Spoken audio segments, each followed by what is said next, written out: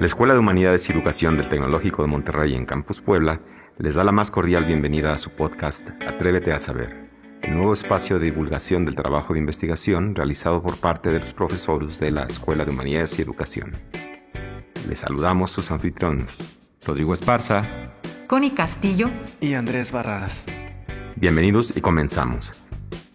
Atrévete a Saber es un espacio de divulgación del conocimiento generado por nuestros colegas dentro de la EGE como parte de su labor investigativa. El saber no solo nos permite conocer el mundo, sino también generar una reflexión crítica sobre este y sobre las diversas aristas de la dimensión simbólica del humano. Demos, pues, al conocimiento ese cariz de atrevimiento, de aventura para ir más allá de lo inmediato y evidente y construir una nueva forma de concebir la realidad que permita dar nuestra ilusión humana de plenitud existencial.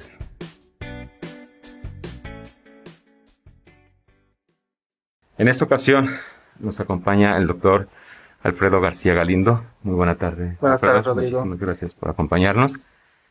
Y vamos a platicar sobre su artículo, que originalmente está escrito en inglés, pero les voy a dar el título, traducido.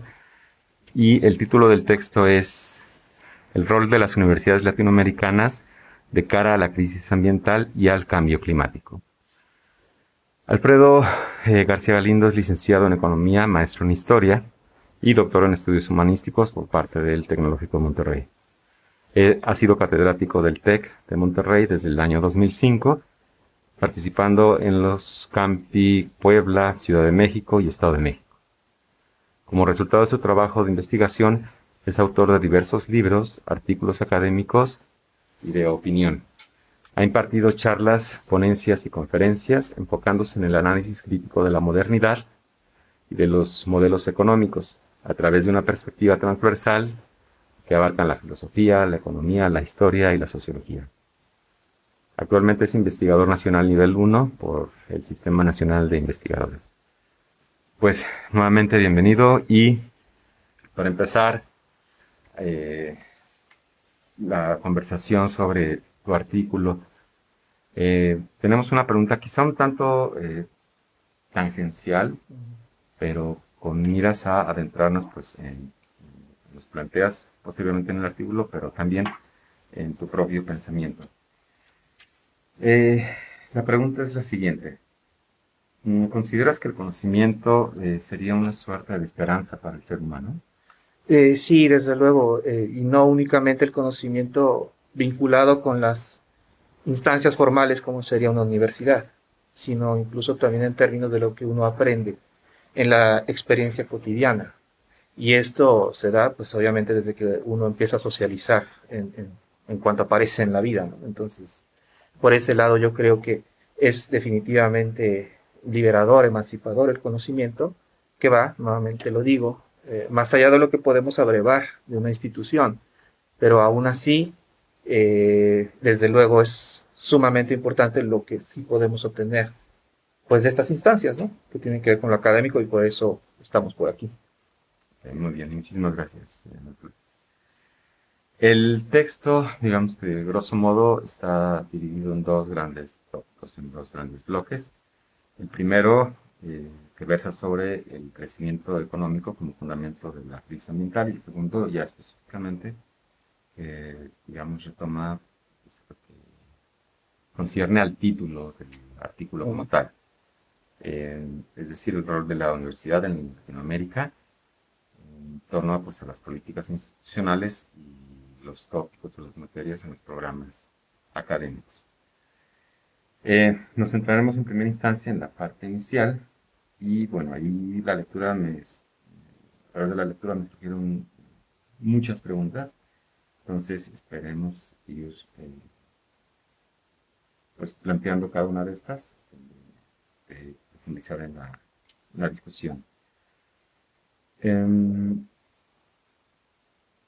Hay un dato que señalas que me llamó la atención, quizá digamos con un previo ya a una pregunta un tanto más profunda. Señalas que en Latinoamérica la producción de emisión de gases, o la emisión más bien de gases de efecto invernadero es de 7.6 toneladas per cápita, sin embargo el resto del mundo es de 6.6, es decir, una tonelada prácticamente menos. ¿A qué se debe esto? Bueno, en buena medida tiene vinculación con cómo ciertas prácticas que en algunos otros países pueden estar ya más depuradas, si se puede decir, en el plano de cómo se llevan a cabo ciertos consumos, ciertas producciones, implica un impacto menor. Esto supone que, vamos a pensarlo como un ejemplo, en el caso de Estados Unidos o de Europa, existen algunas determinaciones de orden político incluso que exigen que ciertas emisiones sean menores. Claro, aquí hay un detalle muy importante, que esto estamos hablando en un punto muy concreto y además de cuestión per cápita, que no refiere los montos totales de, por ejemplo, estas mismas, ¿cómo se llaman? De estas mismas países, ¿no? O sea, donde ya ahí sí, si lo vemos por el lado de países y además por industrias, aunque se encuentren situadas en otros lugares del mundo, que no sean sus países sede, esto ya implica un número o un monto de total de emisiones mayor. Entonces, ese tipo de datos hablan de un aspecto muy específico, pero que no refiere los montos totales, digamos, en otras latitudes y a términos globales, ¿no? Ok. ¿Qué específicamente se estaría haciendo, digamos, en Latinoamérica para que este monto sea mayor Ujú. que en el resto del mundo? Bueno, por ejemplo, en el caso de los aspectos industriales, hay una forma bastante desaseada, si se puede decir, de la forma como se llevan a cabo las determinaciones de las emisiones en algunas industrias, como por ejemplo las mineras, en donde la propia falta de una regulación muy concreta, muy específica, lleva a que no se tenga un control de esas mismas emisiones. O en los parques vehiculares también, por ejemplo. No hay una reglamentación más efectiva a la hora de que se da a la hora de que los propios consumidores y la población eh, está emitiendo estas mismas cantidades enormes, ¿no? De emisiones de gases de efecto invernadero. Entonces, eso sería, por ejemplo, dos aspectos que muestran esta falta de regulación, esta falta de una política más concreta que incluso está dando como resultado este tipo de puntos concretos del ámbito ambiental, en el caso de América Latina, que llevan a esta circunstancia que es incluso contradictoria, porque uno puede pensar, pero ¿cómo, no? Entonces, esto llevaría a una necesidad de una mayor regulación y un mayor cuidado de cómo se están dando las determinaciones en el plano de la política ambiental, que, que no nada más influye en la cuestión de los resultados concretos a la hora de las emisiones, sino también de qué apertura se da a nivel interno a las prácticas industriales que vienen de otros países y que tienen como sede precisamente a América Latina. Entonces los impactos ambientales no únicamente irían por el lado de las emisiones de gases de efecto invernadero, sino también, por ejemplo, en la cantidad en los montos totales de aguas residuales que se vierten en los propios ríos, por decir un ejemplo. Entonces, sería por ese lado más o menos los efectos muy específicos, ¿no? En el caso de América Latina, pero que no implica que sea América Latina, digamos, la zona que sea la que más afecta en términos globales. Ok, muy bien. Gracias, queda claro. Por otra parte, señalas de manera, digamos, reiterada que hay una vinculación entre crecimiento económico e impacto ambiental de forma negativa. Entonces, ¿en qué sentido consideras que la búsqueda del crecimiento económico incide en la crisis medioambiental que se padece en la actualidad?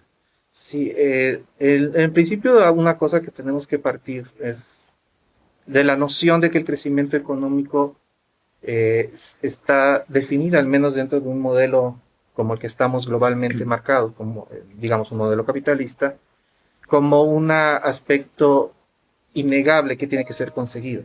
Porque además la mera naturaleza, hasta incluso en sentidos ontológicos del propio sistema, implica ser incremental.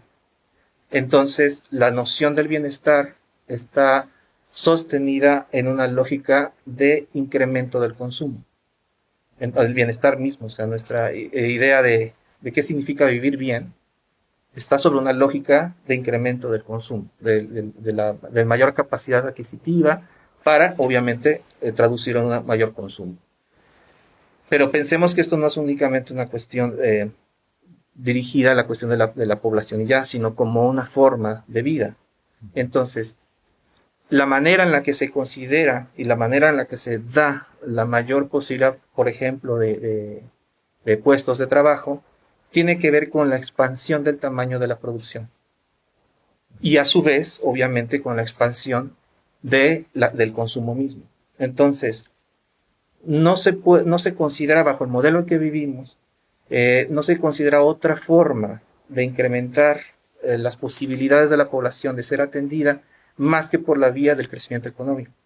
Incluso hasta se hace normalmente determinaciones de qué porcentaje del crecimiento económico sería necesario para crear un determinado número de puestos de trabajo. Y normalmente la lógica en los economistas necesitamos alrededor del 4%. Incluso en algunos casos se recomienda un crecimiento económico mayor si la zona, si la región se encuentra en condiciones de subdesarrollo. Y sería incluso, dicen, no, pues requiere un 7%. Y sí, normalmente en el siglo XX lo podemos corroborar. El incremento de las condiciones materiales, de la mejora material de las sociedades ha corrido por ese lado. Es decir, por la vía del crecimiento económico. Y el propio México es un ejemplo de ello. Porque si pensamos la etapa del milagro mexicano, como normalmente se le conoce, pues fue una etapa con tasas de crecimiento muy altas, anuales. Entonces, donde no era extraño estar en tasas de que estábamos hablando del 7%, 8%. Y esto implicó, en efecto, una salida o de una parte importante de la población de condiciones de pobreza y que se incorporaron a las clases medias. Sin embargo, aunque eso pueda ser considerado innegable, incuestionable en el sentido de que eso ocurrió, también lo que ocurrió es un incremento de la base material y de la explotación de recursos materiales y de recursos naturales, como se dice normalmente, lo que implica obviamente un constante cansancio, no nada más de la base material del planeta, sino también una degradación en términos medioambientales. Entonces tenemos esos dos efectos, porque el crecimiento económico supone esto, ¿no? Supone una ampliación, no nada más de la producción, sino obviamente de las materias primas requeridas para ello, y a su vez del consumo que está vinculado con el mismo. Entonces, y además, desde luego, una ampliación de la población y de las manchas urbanas que están relacionadas con el mismo. Entonces, por ahí va, ¿no? Y esto, o sea, el crecimiento económico permanente implica, desde luego, una imposibilidad en cuanto a ser sostenible. Exacto. Y hacia allá apuntaría entonces la siguiente pregunta, porque precisamente en el plano de la realidad, de lo concreto, nos damos cuenta que los recursos son finitos. Sí. Y parecería que este crecimiento económico sería ad infinitum. Y entonces... Sí, o sea, definitivamente esa es la base de la contradicción del modelo de crecimiento económico. Es decir, uno puede plantearlo en términos, no sé, de política pública como una aspiración, o puede plantearlos incluso como una noción económica incuestionable, en términos de las planeaciones de la política económica de los países. Sin embargo, y eso es una de las cosas que, bueno, no nada más yo destaco, sino cada vez más personas se involucran en esta afirmación. Entonces, un modelo así impide, no nada más es imposible en términos incluso de termodinámica, ¿no? sino también es imposible mantenerlo, o mejor dicho, de hacerlo sostenible. Es decir, al aspirar a que un crecimiento económico sea sostenible es aspirar a algo que no es posible. Porque aun cuando se alcancen mejores cuotas de explotación o de eficiencia técnica a la hora de la explotación o de la producción, esto no implica que dejen de hacerse una explotación de los recursos. Incluso aun cuando se tengan las energías más limpias los recursos y la maquinaria más adecuada para hacer esta utilización de los propios recursos, no deja de haber un consumo. Porque además hay otro detalle. Dice, no, es que aparte dicen es que sería más barato incluso. Y sí, puede ser más barato, por ejemplo, la forma de utilización de alguna base, de alguna fuente de energía. Sin embargo, cuando algo se vuelve más barato, tiende a ser utilizado en mayor forma, en mayor digamos, intensidad. Entonces, esto supone que aun cuando una mejora tecnológica pudiera derivar en un grado más eficiente en la producción en cuanto a su relación con la producción o de la emisión, por ejemplo, de gases de efecto invernadero o de aguas residuales, etcétera, aún así sigue habiendo una producción de esos mismos efectos indeseables, para decirlo de alguna manera. Y aparte hay otro detalle.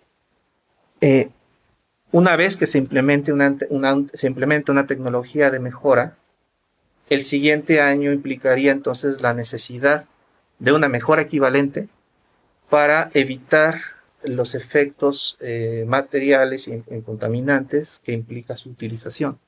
Es decir, estamos como, vamos a decirlo de esta manera, como condenados a siempre contaminar si mantenemos y a siempre estar en una lógica insostenible, si mantenemos la lógica de siempre crecer, para decirlo un poco de palabras. Y su utilización y su producción. Finalmente, también estas tecnologías pues, pasan por un proceso de producción, que si bien es cierto que en ocasiones su uso reduce niveles o tasas de contaminación o de residuos no deseables, la misma producción puede ser pues contraproducente. Sí, porque pensemos que a menudo se cree que una forma de consumo sostenible está vinculada con está relacionada con nada más con el hecho de que yo particularmente ya no esté, por ejemplo, contaminando con mi automóvil porque me compré un eléctrico. Pero lo que se está dejando de lado es el hecho de todos los procesos que están detrás de la propia producción de ese mismo automóvil eléctrico. Entonces, que incluso en este momento pudiera ser hasta más contaminante, ¿no? La producción de autos eléctricos. Pero vamos a pensar que una tecnología posterior hiciera más eficiente el consumo de lo necesario para la utilización de lo necesario para lograr este auto, no deja de ser una instancia de producción contaminante o que utiliza recursos, si es que no fueran contaminantes, cosa que sería muy difícil, ¿no? Es decir, incluso hasta la propia necesidad de las fuentes de energía requeridas para ello. Porque si ahora estamos en una base material y industrial vinculada con el petróleo, pues posteriormente va a ser ahora una nueva fuente de energía. Por ejemplo, vamos a pensar el litio, que en principio va a ser difícil en sus primeros momentos que sea tan eficiente como el petróleo. Pero en segunda también, cuáles son las consecuencias, ya no nada más medioambientales de la explotación de nuevas fuentes de energía, sino también incluso las implicaciones de orden político y de orden de la propia hasta paz social interna de los países, sobre todo en países donde no existen las condiciones institucionales adecuadas para proteger a la población, por ejemplo, de abusos de las grandes firmas que estarían buscando estos mismos recursos, ¿no? O estas mismas fuentes de energía. Ok, bueno, me surge una pregunta en relación a la tecnología, pero me parece que la voy a dejar un tanto para después, porque retomando la cuestión de crecimiento económico, si hablamos de crecimiento económico, pues hablamos de PIB. Uh-huh. ¿Y tú consideras que habría alguna falacia, digamos, entrañada en creer que un PIB elevado es sinónimo de una economía sana? Bueno, pues, en términos nada más globales de si vamos a pensar que la economía sana es producción y ya, pues un PIB mayor al siguiente año implicaría en efecto que hubo una expansión. Sin embargo, en términos de lo concreto en la vida no nada más de las personas, sino del planeta, ahí es donde empezamos a encontrar cuestionamientos de lo mismo. Porque una de las cosas que, por ejemplo, cuando se habla simplemente del PIB en términos absolutos o porcentuales, incluso también en cuanto a que se incrementó, algo que no se está tomando en cuenta es cómo se está distribuyendo, por ejemplo, los beneficios de esa misma riqueza o de eso mismo. O cómo se está, o en qué se está utilizando la industria, qué productos se están generando para que están dando como resultado ese incremento del PIB. Porque, para dar unos ejemplos, no es lo mismo producir armas que producir alimentos. Entonces tenemos ahí que no se está haciendo esa diferenciación. Y si hablamos entonces de una economía sana, habría que ver qué estamos entendiendo por lo mismo. Porque habría que pensar una economía adecuada, positiva, pero en función de la población, eso ya es otra cosa.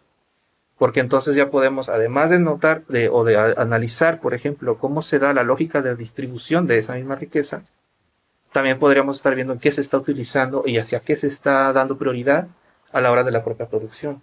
Incluso hasta con qué fuentes de energía, etcétera. Entonces, por eso es que hay tanta reticencia, por ejemplo, o ha habido tanta reticencia de países como Estados Unidos o China a la hora de pensar en términos distintos de hacer algo con la economía o la industria, porque parten de una lógica meramente expansiva en forma tradicional, pensando en la atención de su población, pero de una forma nuevamente muy convencional, ¿no? Está hablando de pues un modelo que obviamente nos hace entender los grados de degradación ambiental que estamos viendo en las últimas décadas, que en las últimas 70 años, pues los efectos, los impactos son mayores a cualquier otra, a toda la acumulación de la historia de la humanidad. Entonces, yo digo, eso nos da ya una imagen de que estamos hablando, ¿no? Entonces, por ahí podría ser, digo, para cuestionar al menos el hecho de pensar que una economía sana sea una especie como de afirmación por sí misma positiva, porque en principio es una abstracción. Entonces, por ese lado tendríamos que considerarlo, ¿no? O sea, definitivamente, entonces un PIB no implica una distribución pues, equitativa, Sí, un ¿no? PIB, digamos, ¿sabes? Incremental. Exactamente, porque recordemos que, por ejemplo, también se habla del PIB per cápita, pero el detalle es nuevamente, se hace una simple división, ¿no? De un monto total de PIB entre la población existente en ese país. Pero ahí lo que no se está tomando en cuenta son, por ejemplo, los aspectos de la desigualdad. Entonces, por eso es que, por ejemplo, en el caso de países como el nuestro, tiene una producción de PIB muy importante, sin embargo, no se está considerando cómo está distribuida entre la población, la riqueza. Entonces, ello, digamos como que entorpece un poco la comprensión de la calidad en sí de vida de la gente. Porque en los países que tienen, digamos, mejores cuotas en cuestión de igualdad, son las que obviamente muestran unas diferencias entre su PIB, perdón, su índice de desarrollo, ¿cómo se llama? El índice de desarrollo humano convencional con el índice de desarrollo humano ajustado por desigualdad. Son dos dimensiones que a veces se utilizan. La primera era la más tradicional, que está relacionada con el PIB, pero que es índice de desarrollo humano. Pero a ese índice le faltaba el detalle de ajustarlo por desigualdad. Y ahora ya existe ese índice, y es el índice de desarrollo humano por desigualdad. Y ahí es donde se ve qué mejor está distribuida la riqueza. Y esto hace que entonces no necesariamente los países más arriba en la escala de PIB total sean precisamente los de mayor calidad de vida, sino tiene que ver con una cuestión de distribución. Ok, y entonces retomando esta cuestión de la calidad de vida, planteas en algún pasaje del artículo que cuando cierto país alcanza un nivel de vida eh, en cierto desarrollo, incrementar el gasto gubernamental es fundamental para mantener dicho nivel de vida. ¿Por qué? Sí, porque se alcanza digamos, un punto, o digamos, muy mecánico en la expansión de la base productiva, por decirlo de alguna manera. Pero también lo que se está presentando es la necesidad de que los montos o mejor dicho, las infraestructuras, por ejemplo, necesarias para el mantenimiento de esa misma expansión, vayan también por el mismo lado. Entonces, esto supone una especie de necesidad constante de mediación de parte del Estado por la vía, por ejemplo, de inversión pública. Uno de los casos muy interesantes que nos muestra esto, eso no lo comento ahí en el documento, pero ahorita lo estoy pensando, es el caso de las infraestructuras en Estados Unidos, que durante un tiempo muy importante de la expansión, que también coincide con la etapa de posguerra en este país, implicó un incremento enorme de las propias montos del gobierno para las infraestructuras. Pero tenían un tiempo, digamos, de vida pensado justamente en unos 50, 70 años. En este momento ya está caducando buena parte de esa base de infraestructuras. Entonces, ¿qué es lo que tenemos? Que el gobierno tiene que estar incrementando o debería de hacerlo, su presencia en la renovación, en la reparación de estas infraestructuras, para garantizar la base sobre la cual se da la producción, el incremento de la propia actividad económica. Entonces, se llega a un punto en el que dicen, bueno, ya alcanzamos un momento adecuado de producción, pero ¿qué es lo que sigue? ¿Sobre qué tenemos que expandirnos, por ejemplo? Es como si tuviéramos una ciudad con ya marcadas sus determinadas vialidades. Pero ¿qué pasa cuando esa ciudad ya está cubierta en cuanto a población y en cuanto a, digamos, bases industriales o clústeres industriales, pues que se necesita expandir? Entonces ahí es donde tiene que estar interviniendo más el Estado para poder dar base a que esto se siga presentando, se siga dando.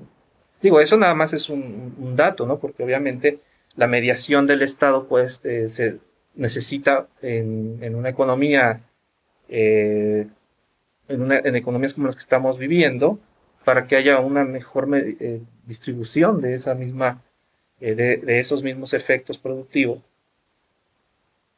pero para que haya alcance para más grados, más montos de población. Entonces, eso sería, digamos, como una de las formas de verlo, ¿no? Pero todo este incremento, por ejemplo, señalabas de infraestructura, pues también requiere recursos, requiere materia prima. Entonces es un círculo pues, prácticamente un looping. Sí. Sí, porque de hecho, evidentemente no saca el Estado de donde sea, ¿no? Los recursos.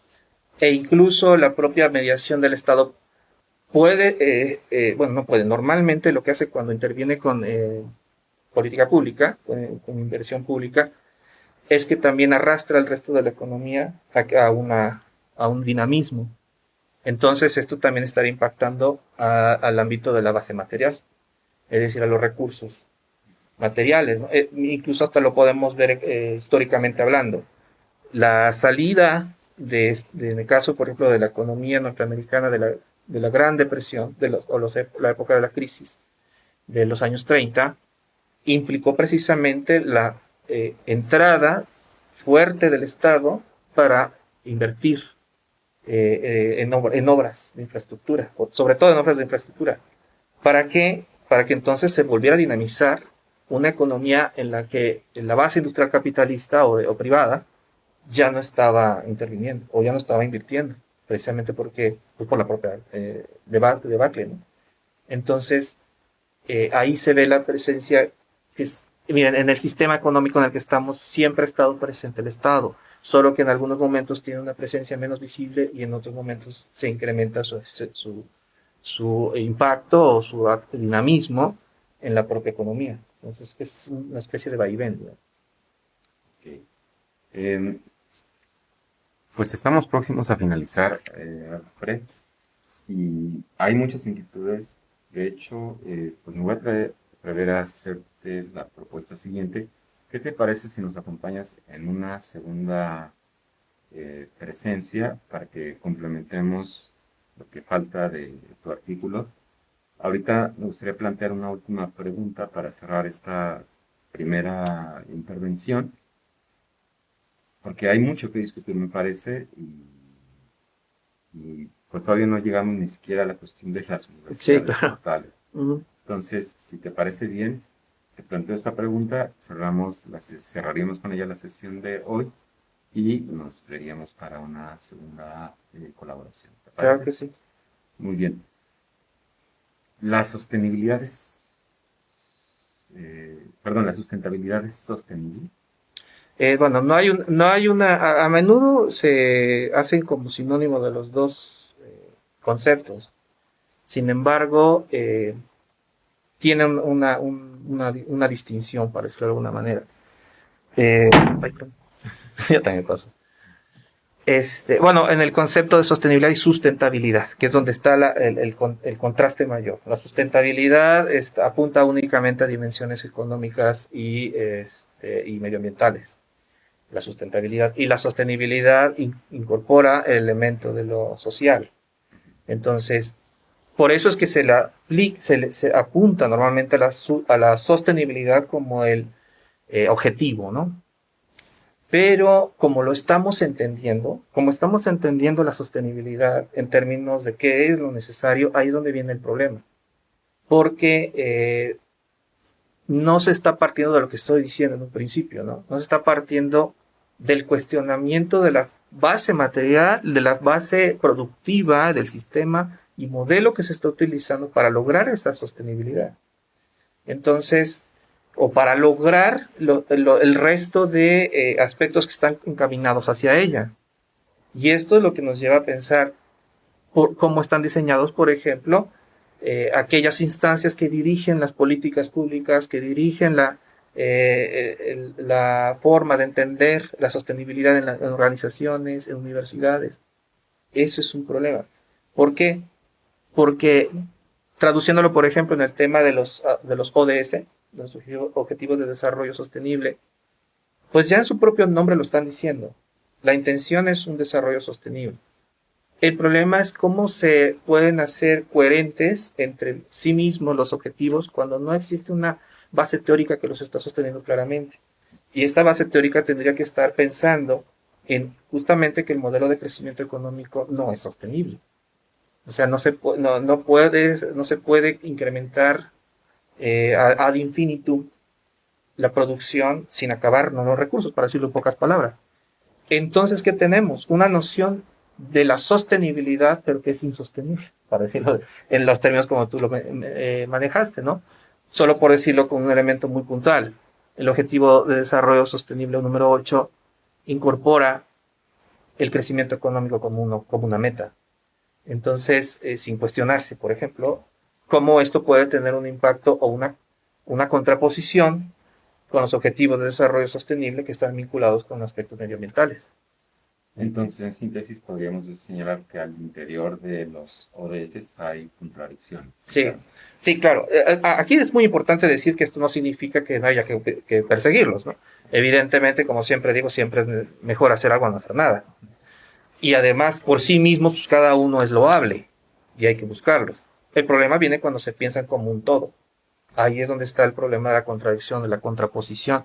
Y eso es sumamente necesario, sería muy importante considerarlo de cara, por ejemplo, cuando se desarrollen nuevas agendas, pensando que la Agenda 2030 todo apunta a que no se va a lograr. Muy bien. Pues lamentablemente se nos ha terminado el tiempo. ¿Algún correo donde te puedan escribir si están interesados en tu artículo? Claro. El correo es alfredogg, sí, 2G, alfredogg@tec.mx. Ahí cualquier duda que haya, pues puedo atender. Y pues muchísimas gracias nuevamente, Alfredo, y muchas gracias a ustedes por acompañarnos hoy día. Muchas gracias por su generosa atención y nos encontramos en nuestra próxima emisión de su podcast Atrévete a Saber. ¿Y tú, te atreves?